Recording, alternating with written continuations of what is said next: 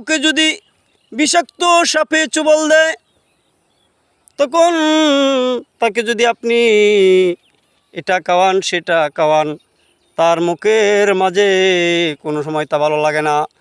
যদি শুকনা মরিচ কাঁচা মরিচ তার মুখের ভিতরে দেন, তাও সে বলবে আমার কাছে কোনো রকম লাগে না।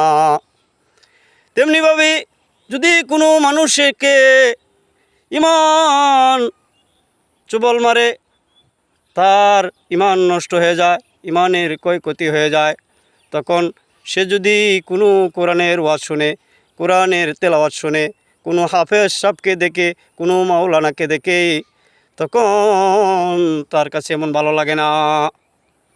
আমি একটা কথা স্পষ্টভাবে বলে দিতে চাই, যদি আপনার এই ইমানের রোগ ভালো না করেন, তো অবশ্যই আপনাকে ঠেকতে হবে, এই ইমানের চিকিৎসা অবশ্যই নিতে হবে। যদি আপনার রোগ হয়, ডাক্তারের কাছে যান, ডাক্তার সাহেব বড় বড় আঘাত করে আপনাকে চিকিৎসা করে, তখন আপনি ডাক্তারকে বলেন, ডাক্তার সাহেব আপনি কি আমাকে মেরে ফেলবেন নাকি? এত বড় বড় আঘাতে, কঠিন কঠিন আঘাতে আপনি আমার চিকিৎসা করতেছেন। ডাক্তার সাহেব বলে কি, যদি কঠিন কঠিন আঘাতে চিকিৎসাটা করা হয়, অবশ্যই আপনার এই চিকিৎসা হবে, অবশ্যই আপনি শান্তি পাবেন।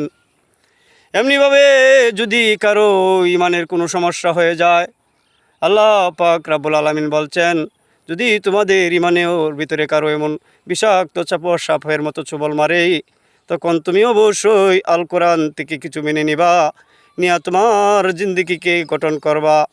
কারণ কোরআন হচ্ছে তোমার চিকিৎসার ডাক্তার। কোরআন তোমাকে চিকিৎসা করলেই তুমি ইমান নিয়ে কবরে যেতে পারবা, আল্লাহকে পাইবা, আল্লাহর তৈরি জান্নাতে যাইতে পারবা।